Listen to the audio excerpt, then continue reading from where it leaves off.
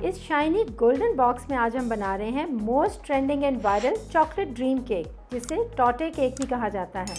ये अपने intense creamy and chocolate flavour की वजह से आजकल हॉट फेवरेट है।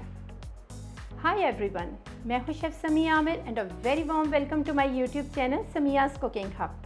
चॉकलेट ड्रीम यानी टॉटे केक बहुत डिफरेंट स्टाइल में 5 लेयर्स में बनाया जाता है और इसकी हर लेयर एक अलग अंदाज में तैयार की जाती है और ये मार्केट में काफ़ी एक्सपेंसिव मिलता है। लेकिन आज मैं यही केक आपको घर पे बहुत इजी एंड सिंपल मेथड के साथ तैयार करना सिखाऊंगी और वो भी मार्केट से बहुत कम प्राइस में। तो चलिए देखते हैं कि इतना ट्रेंडिंग और वायरल केक कैसे बनाया जाता है। Let's get started. सबसे पहले हम एक कढ़ाई को प्री हीट करेंगे।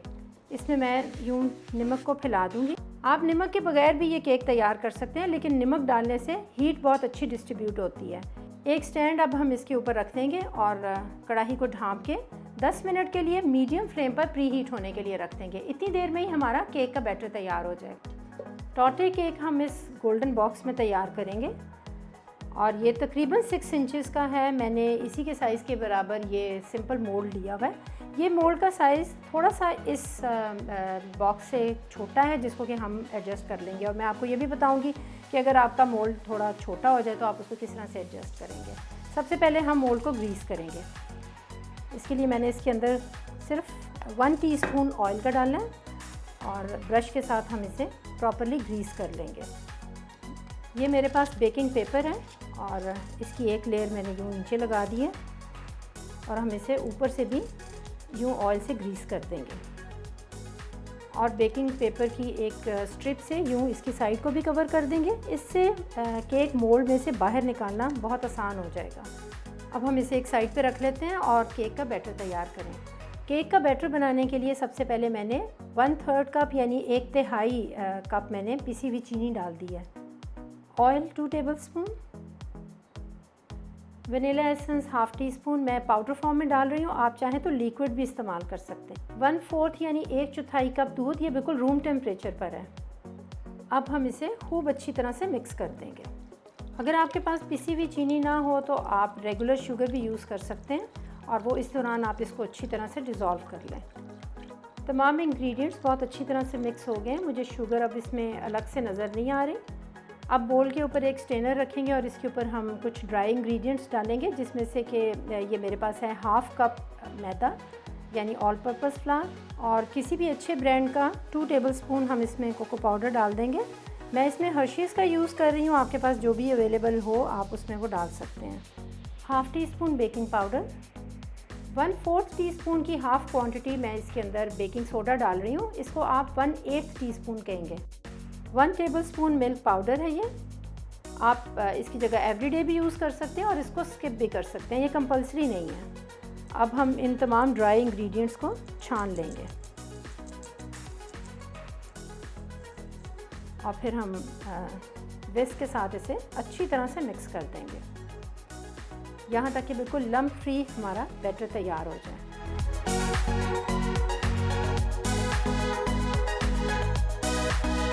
इस तरह से इसकी कंसिस्टेंसी होनी चाहिए। ये एक परफेक्ट कंसिस्टेंसी है इस केक का बैटर तैयार करने के लिए। एंड पर हम इसमें 1 चाय की चम्मच सफ़ेद सिरका यानी वाइट विनेगर डाल देंगे। अगर आपके पास वाइट विनेगर ना हो तो आप इसकी जगह लेमन जूस भी डाल सकते हैं और अगर लेमन जूस भी ना हो तो आप 1 या 2 टेबलस्पून इसके अंदर दही के डाल दें और इसको इस तरह से अच्छी तरह से मिक्स कर लें। बैटर रेडी हो जाए तो आप इसे फ़ौरन तैयार किए हुए मोल्ड के अंदर शिफ्ट कर दें।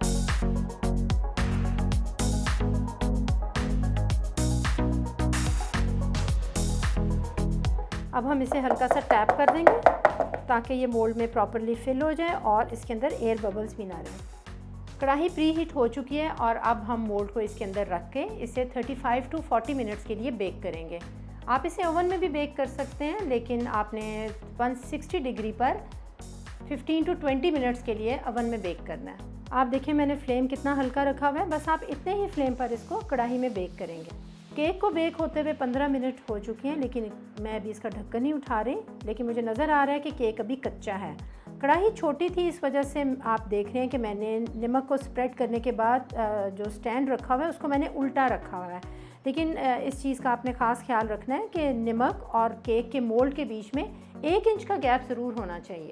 35 मिनट्स के बाद अब मैं ढक्कन को हटा रही हूँ और मैं स्क्वायर के साथ चेक करूँगी। तो ये देखें बिल्कुल ड्राई है। अगर आपको स्क्वायर वेट लगे तो आप इसको 5 मिनट के लिए मज़ीद टाइम भी दे सकते हैं। जितनी देर में केक ठंडा हो रहा है, हम इसकी नेक्स्ट लेयर के लिए चॉकलेट गनाश बनाएंगे। 1 कप मैंने चॉकलेट ली है और इसके मैंने छोटे छोटे पीसेस कर लिए हैं। आप इसको ग्रेटर में ग्रेट भी कर सकते हैं। 1/2 कप मैं इसमें व्हिपिंग क्रीम डाल रही हूँ। फ्लेम मैंने बहुत हल्का रखा हुआ है और मैं इसे कॉन्टीन्यूसली इस तरह से स्टिर करती चली जाऊँगी ताकि चॉकलेट प्रॉपरली मेल्ट हो जाए। फ्लेम को हम तेज़ नहीं रखेंगे वरना चॉकलेट जो है वो बर्न होने लग जाती है और फिर उसका फ्लेवर भी अच्छा नहीं रहता और टेक्सचर भी अच्छा नहीं रहता। हमारा पर्पज़ इसमें चॉकलेट को मेल्ट करना है, हमने इसे बॉयल नहीं करना। इसलिए जैसे ही आप देखें कि चॉकलेट मेल्ट हो गई है, फ़ौरन इसका फ्लेम बंद कर दें। आप देखें कि चॉकलेट बहुत अच्छी तरह मेल्ट हो चुकी है, बस ऐसे ही मुझे चाहिए। मैंने इसके लिए डार्क चॉकलेट कंपाउंड लिया है। आप किसी भी ब्रांड की अच्छी चॉकलेट का इस्तेमाल कर सकते हैं। जितनी देर में चॉकलेट गनाश ठंडी हो रही है, हम केक को सोक करने के लिए एक सिरप बना रहे हैं और मैंने 3 टेबलस्पून इसके लिए सिंपल पानी लिया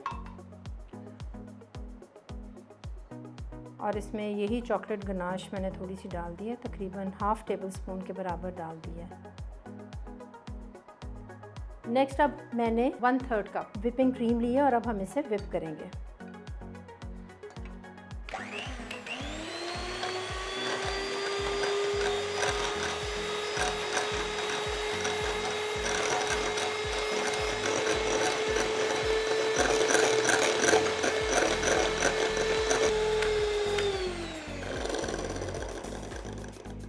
क्रीम को मैंने मैक्सिमम स्पीड पर तकरीबन 1 से 1.5 मिनट के लिए बीट किया है और अब आप देखें कि ये इतनी थिक हो गई है। चॉकलेट गनाश ठंडी हो चुकी है और अब मैं ज़रूरत के मुताबिक इसमें थोड़ी सी डाल दूँगी। मुझे बहुत ज़्यादा इसको कलर नहीं देना, बस हल्का सा कलर और फ्लेवर देना है। अब हम इसे दोबारा से बीट करेंगे और इसे अच्छी तरह मिक्स करेंगे।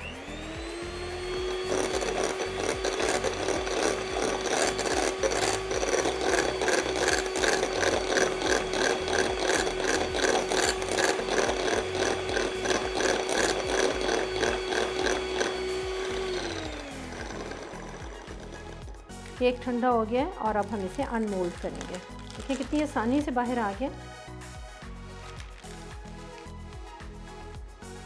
आप देखें कितना परफेक्टली बेक्ड है ये। अब हम इस केक को दरमियान में से यूं काट के इसकी 2 लेयर्स बना लेंगे। आप देखें कितना स्पंजी केक तैयार हुआ है।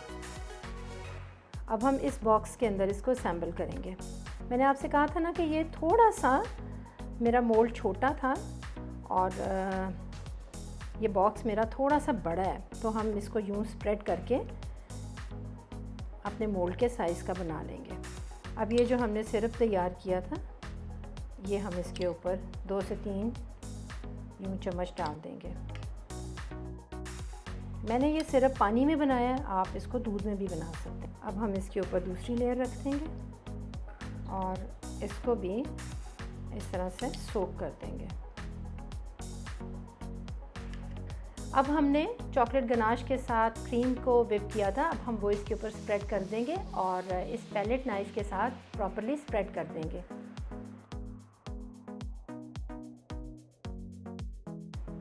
इसकी ऊपर की लेयर बिल्कुल नीट होनी चाहिए, इसलिए पैलेट नाइफ के साथ इसको बिल्कुल इवनली स्प्रेड कर दूंगी मैं। अब हम बिल्कुल ठंडी हुई चॉकलेट गनाश को इसके ऊपर स्प्रेड कर देंगे। यूँ स्प्रेड करके एक बिल्कुल थिन लेयर इसके ऊपर दे देंगे। इसको बिल्कुल इवनली अब मैं स्प्रेड कर रही हूँ और अब आप देखें कि हम केक के ऊपर 3rd लेयर सेट कर रहे हैं।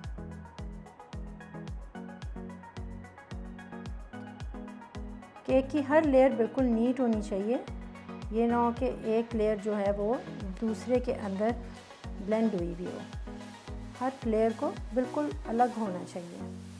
ये मैंने डेयरी मिल्क की एक चॉकलेट ली है और इसे अब हम डबल बॉयलर के ऊपर रख के मेल्ट करेंगे। उबलते हुए गर्म पानी के अंदर अब मैंने इसको रख दिया चॉकलेट को और इसे हम थोड़ी देर के लिए यूँ कवर करके रख देंगे। पानी गर्म होने की वजह से 5 से 6 मिनट में देखें चॉकलेट बहुत अच्छी सी मेल्ट हो गई है। मैंने डेयरी मिल्क चॉकलेट यूज़ की है, आप किसी भी ब्रांड की मिल्क चॉकलेट ले सकते हैं, लेकिन मिल्क चॉकलेट होनी ज़रूरी है। अब इसके अंदर मैं 1 चाय की चम्मच बटर डाल दूँगी और इसे इस पानी से बाहर निकाल लेंगे। अब हम बटर को भी अच्छी तरह से इसमें मिक्स कर देंगे। चॉकलेट के टेम्परेचर की वजह से बटर इसमें बहुत जल्दी मेल्ट हो जाएगा। अब हम ये चॉकलेट गरम ही इसके ऊपर डाल देंगे। एक और बात मैं क्लियर कर दूं कि जितनी देर में मैं ये मिल्क चॉकलेट मेल्ट कर रही थी उतनी देर मैंने केक को फ्रिज में रखा हुआ था ताकि ये बहुत अच्छा सा ठंडा हो जाए।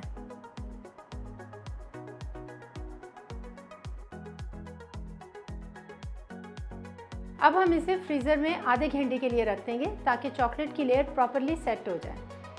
फ्रीज़र में रखने के बाद इसकी चॉकलेट लेयर बहुत अच्छी सी सेट हो गई है और अब हम इसको कोको पाउडर के साथ ऊपर से प्रॉपरली कवर कर देंगे। ये इसकी 5th यानी कि लास्ट लेयर होगी। ये केक इसी गोल्डन बॉक्स में डिलीवर किया जाता है। अगर आप इसको किसी ओकेजन के लिए बना रहे हैं तो फिर इसके अकॉर्डिंगली इसके ऊपर कोई टैग लगा दें। अदरवाइज़ ये गोल्डन बटरफ्लाई इसको बहुत प्रेजेंटेबल बना देगी।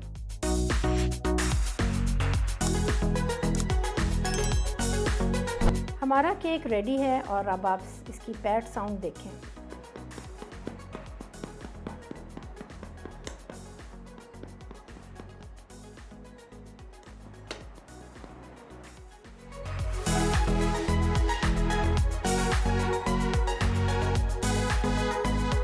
चॉकलेट मेल्ट होने के बाद ये परफेक्ट तरीके से इसकी लेयर सेट हो चुकी है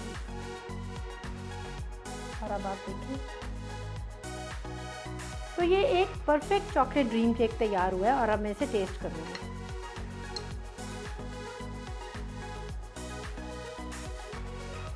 बहुत मज़े का,